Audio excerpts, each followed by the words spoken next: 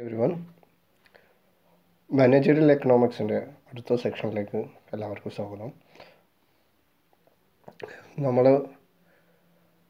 കഴിഞ്ഞ ക്ലാസ്സിൽ എടുത്തിട്ടുണ്ടായിരുന്നത് an overview of Indian economy എന്ന ചാപ്റ്ററിലെ agriculture sector, services, recent developments എന്നീ ഭാഗ്യങ്ങളായിരുന്നു. ഇന്ന് നമ്മൾ നമ്മുടെ ക്ലാസ്സിൽ ഡിസ്കസ് ചെയ്യുന്നത് basic characteristics of Indian economy. Indian എക്കോണമിയുടെ ബേസിക് ആയിട്ടുള്ള ക്യാരക്ടറിസ്റ്റിക്സ് എന്തൊക്കെയാണെന്നുള്ളതാണ് നോക്കുന്നത്. നമുക്കറിയാം, India is an mixed economy അല്ലേ. ഇന്ത്യയുടെ എക്കോണമി എന്ന് പറയുന്നത് ഒരു മിക്സഡ് എക്കോണമിയാണ്. India as a developing country, ഈ രണ്ട് കാര്യങ്ങളും നമ്മൾക്ക് ഓൾറെഡി അറിയുന്ന കാര്യങ്ങളാണ്. ഇന്ത്യയിലേത് ഒരു മിക്സഡ് എക്കോണമിയാണ്. അതുപോലെ തന്നെ India is an developing country.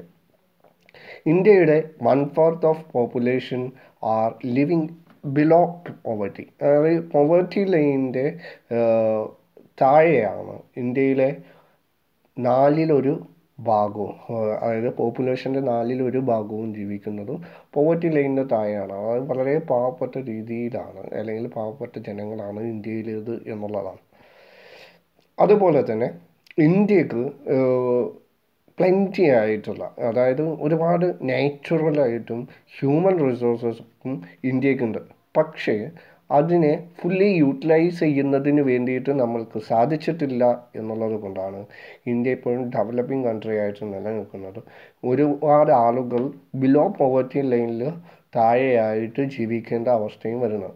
അതായത് നമ്മളടുത്ത് കൂടുതലായിട്ടുള്ള നമ്മുടെ നാച്ചുറൽ റിസോഴ്സസും നമ്മുടെ ഹ്യൂമൻ റിസോഴ്സസും നമ്മൾ വളരെ കാര്യക്ഷമമായിട്ട് ഉപയോഗിച്ചിട്ടില്ലാത്തത് കാരണമാണ് ഇന്ത്യൻ എക്കോണമി ഇന്നും താഴ്ന്ന, അല്ലെങ്കിൽ ഇന്ത്യയിലെ ജനങ്ങൾക്ക്, ഇന്ത്യയുടെ 1/4 of the population below the poverty ലൈനായിട്ട് നിൽക്കാനുള്ള കാരണം.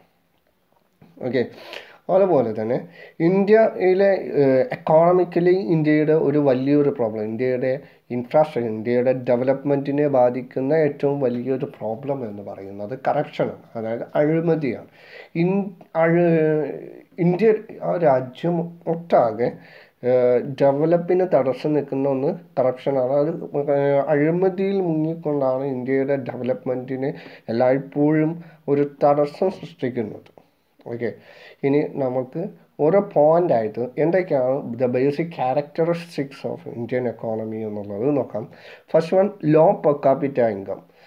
ഇന്ത്യയിൽ വെരി ലോ പെർ ക്യാപിറ്റ ഇൻകമാണുള്ളത്. ഓക്കെ, അതായത് India's per capita income is very less as compared to developed countries. നമ്മളുടെ ഡെവലപ്പിംഗ് കൺട്രിയാണ്. ഡെവലപ്ഡ് കൺട്രീസിനെ അടിസ്ഥാനമാക്കി നമ്മൾ ഇന്ത്യയുടെ പെർ ക്യാപിറ്റ ഇൻകം പരിശോധിക്കുകയാണെങ്കിൽ അത് വെരി ലോ ആണ് എന്നുള്ളതാണ്. Okay, GDP at factor cost or per capita income is constant at 2004. In the year 2012-13 are at 55 lakhs 5,437 crores ആണ് ഇന്ത്യയിലുള്ളത്. ഓക്കെ, കമ്പയർഡ് ടു ഡെവലപ്ഡ് കൺട്രീസിനെ അടിസ്ഥാനമാക്കി നമ്മൾ നോക്കുമ്പോൾ ഇത് രണ്ടും തന്നെ വെരി ലോ ആണ് എന്നാണ്. ഇന്ത്യ എന്ന് പറയുന്നത് പെർ ക്യാപിറ്റ ഇൻകത്തിൽ മാത്രം ലോ ആയിട്ടുള്ള ഒരു കൺട്രി മാത്രമല്ല, അത് ഇന്ത്യയിൽ ഇൻകം എന്ന് പറയുന്നത് അൺഈക്വലായിട്ട്, ഇന്ത്യയിലെ ജനങ്ങൾക്കിടയിൽ അൺഈക്വലായിട്ട് ഡിസ്ട്രിബ്യൂട്ട് ചെയ്തിട്ടുള്ള ഒന്നാണ് എന്നുള്ളതാണ്. As per the estimates of the Central Statistics Office, ഇന്ത്യയുടെ സെൻട്രൽ സ്റ്റാറ്റിസ്റ്റിക് ഓഫീസിൻ്റെ എസ്റ്റിമേഷൻ പ്രകാരം the per capita national income of the country at current prices for the year 2015 and 16 is 2015-ലും 16-ലും ഇന്ത്യയുടെ per capita national income of the country എന്ന് പറയുന്നത് 93,231 ആണ് എന്നുള്ളതാണ്. The per capita net national income at constant prices for the year is 77,431 ആണ്. ഇത് CSO estimate പ്രകാരം ഇന്ത്യയിലെ പെർ ക്യാപിറ്റ ഇൻകം എന്ന് പറയുന്നത് 2014-15 86,879 ആണ്. ഓക്കെ, ഇനി നെക്സ്റ്റ് പോയിന്റ് നമുക്ക് പഠിക്കാനുള്ളത്. നെക്സ്റ്റ് ക്യാരക്ടറിസ്റ്റിക്സ് എന്ന് പറയുന്നത് റാപ്പിഡ് ഗ്രോത്ത് ഓഫ് പോപ്പുലേഷൻ്റെ വർധനവാണ് ഇന്ത്യയുടെ അടുത്ത എക്കോണമിക്കലി ഒരു characteristics. Population is not only large but it is growing at a rapid rate. Large ആണെന്ന് മാത്രമല്ല അതിൻ്റെ വളർച്ച എന്ന് പറയുന്നത് വളരെ പെട്ടെന്നാണ് എന്നുള്ളതാണ്. The population in India increasing by more than 2 crores to person per annum. ഇന്ത്യയുടെ പോപ്പുലേഷൻ 2.2% ഒരു വർഷത്തിനകം വളർന്നുകൊണ്ടിരിക്കുന്നു എന്നുള്ളതാണ്. ഓക്കെ, ഇത് തന്നെ ഇന്ത്യയുടെ ഡെവലപ്പിന് ഒരു വലിയൊരു തടസ്സമായിട്ട് നിൽക്കുന്നുണ്ട്. ഓക്കെ, അതുപോലെ തന്നെ ഈ വലിയ രീതിയിലുള്ള പോപ്പുലേഷൻ നമ്മളുടെ എഡ്യൂക്കേഷൻ ലെവലിനെയും ഇൻഫാൻറ്റ് മോർട്ടാലിറ്റിയെയും ലോ ലൈഫ് എക്സ്പെക്റ്റൻസിയെയും എല്ലാം തന്നെ ബാധിക്കുന്നുണ്ട് എന്നുള്ളതാണ്. Next is unemployment and under employment. മൂന്നാമത്തെ ബേസിക് ക്യാരക്ടർ എന്ന് പറയുന്നത് നമ്മളെ പ്രോബ്ലമായിട്ട് നമുക്ക് പറയാൻ സാധിക്കുന്നത് അൺഎംപ്ലോയ്മെൻറ്റും അണ്ടർ എംപ്ലോയ്മെൻറ്റും തൊഴിലില്ലായ്മയാണ്.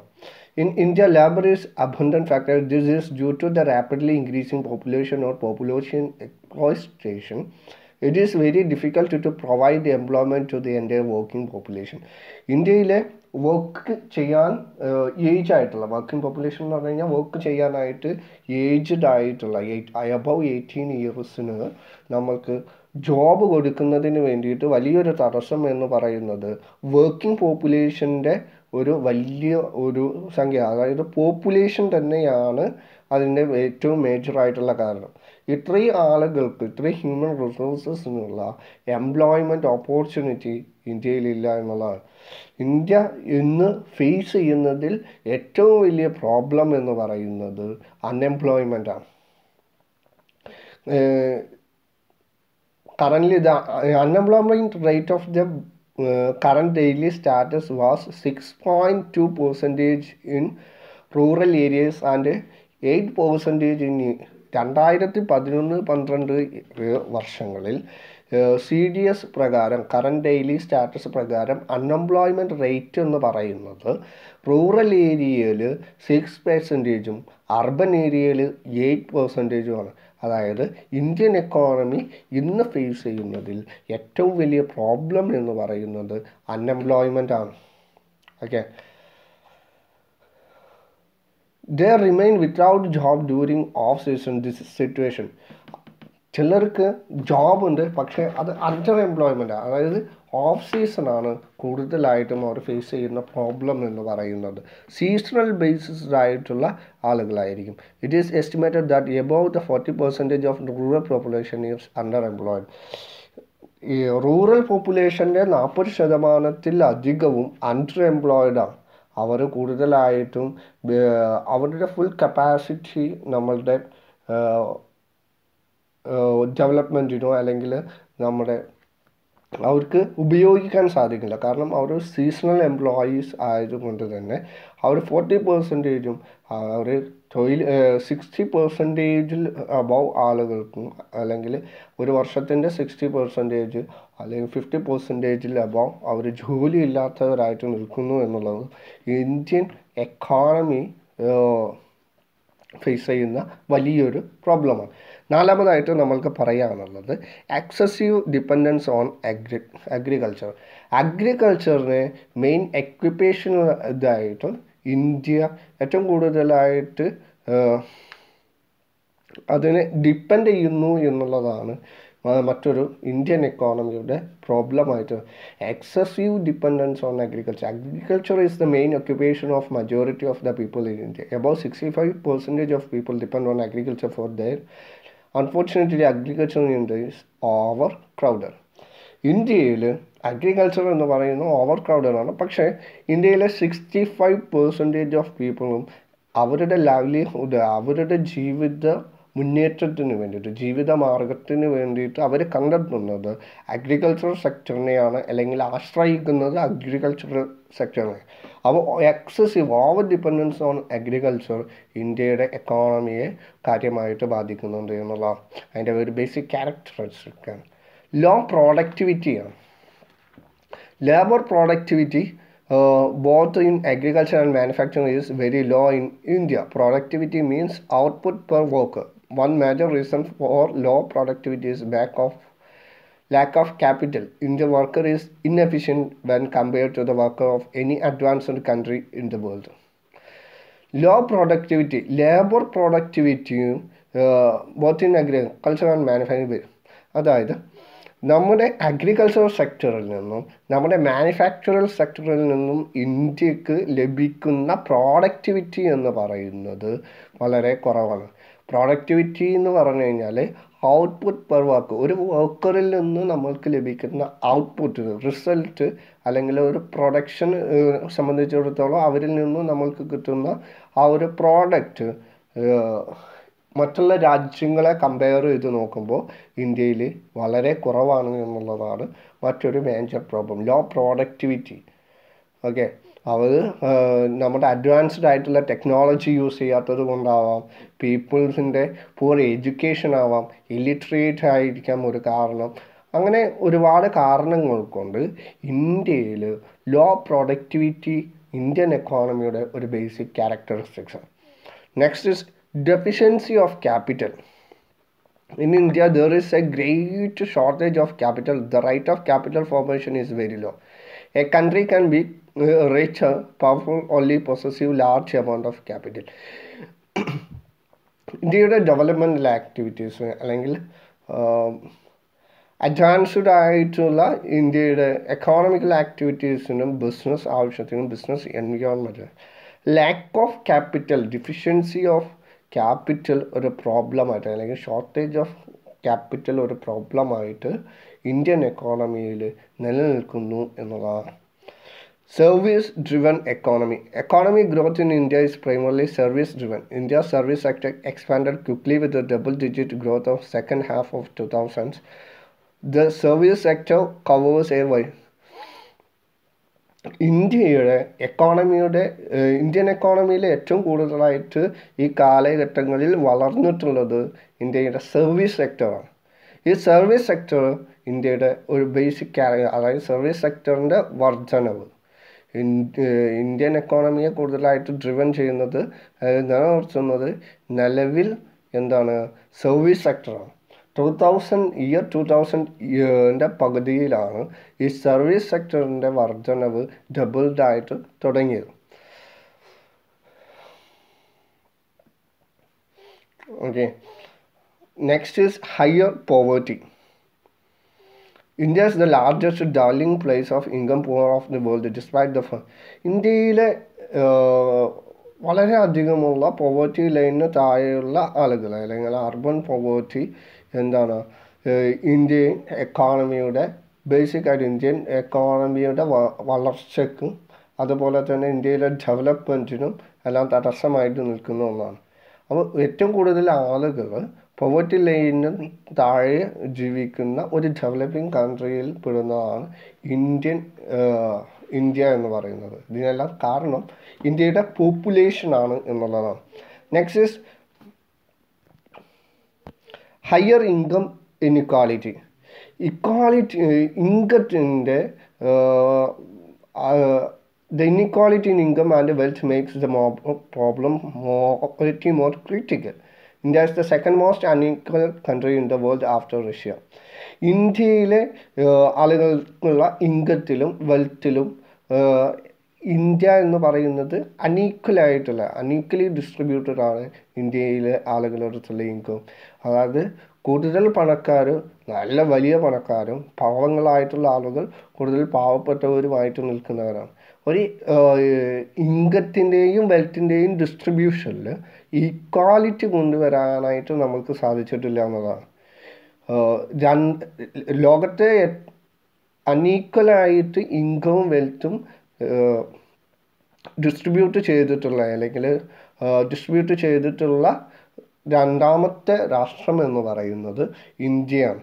ഇന്ത്യയിലെ ഈ അൺഈക്വലായിട്ടുള്ള ഇൻകത്തിൻ്റെയും വെൽത്തിൻ്റെയും ഡിസ്ട്രിബ്യൂഷൻ എന്താണ്, നമ്മുടെ പോവേർട്ടി ലൈൻ കൂടുതലാക്കുന്നതിന് വേണ്ടിയിട്ട് അല്ലെങ്കിൽ പോവേർട്ടി മോർ ക്രിട്ടിക്കൽ ആക്കുന്നതിന് വേണ്ടിയിട്ട് ഒരുപാട് പ്രോബ്ലംസ് സൃഷ്ടിക്കുന്നുണ്ട് എന്നുള്ളതാണ്. അപ്പോൾ ഹയർ ഇൻകം ഇന്നിക്വാളിറ്റി എന്ന് പറയുന്നത് നമ്മുടെ എക്കോണമിയുടെ ഒരു ബേസിക് ക്യാരക്ടറിസ്റ്റിക്സ് ആണ്. Next is technological backwardness. Technical ഫീൽഡിൽ അല്ലെങ്കിൽ പ്രൊഡക്ഷൻ മേഖലയിലും അഗ്രികൾച്ചറൽ മേഖലയിലും ഇന്ത്യയുടെ നമ്മൾ ഉപയോഗിക്കുന്ന ടെക്നോളജിക്കലായിട്ടുള്ള ബാക്ക്വേർഡ്നെസ് അല്ലെങ്കിൽ നമ്മൾ തുടർന്ന് വരുന്ന ഒരു സമ്പ്രദായത്തിൽ നിന്ന് മാറാതെ ടെക്നിക്കലി ഹൈ ആവാത്തത് കൊണ്ടുള്ള പ്രോഡക്റ്റിവിറ്റിയിലോ അതേപോലെ തന്നെ കോസ്റ്റ് ഓഫ് പ്രൊഡക്ഷൻ്റെ വർധനവുമെല്ലാം ഇന്ത്യ എക്കോണമിയുടെ ഒരു മേജർ പ്രോബ്ലമാണ്. അത് ഇന്ത്യയിലെ ടെക്നോളജിക്കൽ തിങ്സ് യൂസ് ചെയ്യുന്നില്ല എന്നതുകൊണ്ട് തന്നെ അത് എക്കോണമിക്കലി നമുക്കൊരു പ്രോബ്ലമായിട്ട് വരുന്നു എന്നുള്ളതാണ്. അപ്പോൾ ടെക്നോളജിക്കൽ ബാക്ക്വേർഡ്നെസ് നമുക്ക് എന്തിനൊക്കെയാണ് പ്രോബ്ലമായിട്ട് അല്ലെങ്കിൽ ഇന്ത്യ എക്കോണമിയെ ബാധിക്കുന്നത് എന്ന് പറഞ്ഞു കഴിഞ്ഞാൽ അവിടെ പ്രൊഡക്ടിവിറ്റി ലോ ആവുന്നു, കോസ്റ്റ് ഓഫ് പ്രൊഡക്ഷൻ കൂടുന്നു, ടെക്നോളജിക്കൽ ബാക്ക്വേർഡ്നെസ് കൂടുന്നു, ഇത്രയും കാര്യങ്ങൾക്കെല്ലാം. Next is under utilization of natural resources. India എന്ന് പറയുന്ന രാജ്യം നാച്ചുറൽ റിസോഴ്സസുമായി ബന്ധപ്പെട്ട് സമ്പന്നമാണ്. പക്ഷേ അത് നമ്മൾ ഏറ്റവും കൂടുതൽ യൂസ് ചെയ്തിട്ടുണ്ടോ അല്ലെങ്കിൽ ഫുള്ളി യൂട്ടിലൈസ് ചെയ്തിട്ടുണ്ടോ എന്ന് ചോദിച്ചു കഴിഞ്ഞാൽ ഇറ്റ്സ് എ ബിഗ് സീറോ. നമുക്ക് large amount of forest wealth ഉണ്ട്, അതേപോലെ തന്നെ വാട്ടർ റിസോഴ്സസ് ഉണ്ട്, മിനറൽ റിസോഴ്സസ് ഉണ്ട്. ഇതെല്ലാം remain unutilised or under utilised ആയിട്ട് ഇന്ന് നിലനിൽക്കുന്നു എന്നുള്ളത് ഇന്ത്യൻ എക്കോണമി കൂടുതലായിട്ടും വളർന്നിട്ടില്ല അല്ലെങ്കിൽ അതിനെ യൂട്ടിലൈസ് ചെയ്തിട്ടില്ല എന്ന് പറയുന്നത് ഇന്ത്യൻ എക്കോണമിയുടെ ഒരു ബേസിക് ക്യാരക്ടറിസ്റ്റിക്സ് ആയിട്ട് നമ്മൾക്ക് പറയാൻ സാധിക്കും. ഫുള്ളി യൂട്ടിലൈസ് ചെയ്തിട്ടുണ്ടായിരുന്നെങ്കിൽ നമുക്കൊരു ഡെവലപ്ഡ് കൺട്രി ആയിട്ട് മാറാനും അല്ലെങ്കിൽ സാമ്പത്തികമായിട്ട് ഭദ്രത കൈവരിച്ച ഒരു രാഷ്ട്രമായിട്ട് മാറാനും നമുക്ക് സാധിച്ചേനെ എന്നുള്ളതാണ്. Next is inadequate infrastructure. ഇന്ത്യയുടെ ഇൻഫ്രാസ്ട്രക്ചറിൻ്റെ കുറവ്. നമ്മൾക്ക് ഇപ്പോഴും 2021 പ്രോപ്പറായിട്ടുള്ള ഇൻഫ്രാസ്ട്രക്ചർ ഫെസിലിറ്റീസ് ഈ ഒരു ടോട്ടൽ പോപ്പുലേഷനെ സംബന്ധിച്ചിടത്തോളം ഇന്ത്യയുടെ ഡെവലപ്മെൻറ്റിനെ സംബന്ധിച്ച് നമ്മൾക്കൊരു ആഡ്വക്കേറ്റ് ആയിട്ടുള്ള ഇൻഫ്രാസ്ട്രക്ചറിലേക്ക് എത്താൻ സാധിച്ചിട്ടില്ല. Heavy investment in the infrastructure is essential for sustainable growth. രാജ്യത്തിൻ്റെ സസ്റ്റൈനബിൾ ഗ്രോത്തിന് വേണ്ടിയിട്ട്, സസ്റ്റൈനബിൾ ഡെവലപ്മെൻറ്റിന് വേണ്ടിയിട്ട് ഇനിയും വലിയ രീതിയിലുള്ള ഇൻവെസ്റ്റ്മെൻറ്റ് ഇൻഫ്രാസ്ട്രക്ചർ സെക്ടറിൽ ആവശ്യമുണ്ട് എന്നുള്ളതാണ്. ഇന്ത്യയുടെ ഇൻഫ്രാസ്ട്രക്ചർ ഫെസിലിറ്റീസ് എന്ന് പറയുന്നത് ഇൻസഫിഷ്യൻ്റ് ആണ്. There is A shortage of power in the country. നമ്മുടെ രാജ്യത്ത് പവറിൻ്റെ എല്ലാം ഷോർട്ടേജ് നിലവിൽ നിലനിൽക്കുന്നു എന്നുള്ളതാണ് മറ്റൊരു എക്കണോമിക്കലി അതിൻ്റെ ഇന്ത്യൻ എക്കോണമിയുടെ നെക്സ്റ്റ് ഒരു ക്യാരക്ടറിസ്റ്റിക്സ് എന്ന് പറയുന്നത്. Next is slow industrial development, under developed money market.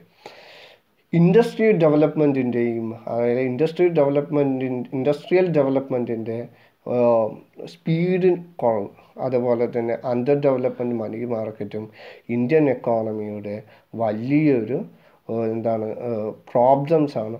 അതും ഇന്ത്യയുടെ എക്കോണമിക്സിൻ്റെ ക്യാരക്ടറിസ്റ്റിക്സ് ആയിട്ട് വരുന്ന സംഭവം. ഇത്രയും പോയിൻറ്റ്സാണ് ഇന്നത്തെ ക്ലാസ്സിൽ നമ്മൾക്ക് പഠിക്കാനുള്ളത്. Thank you.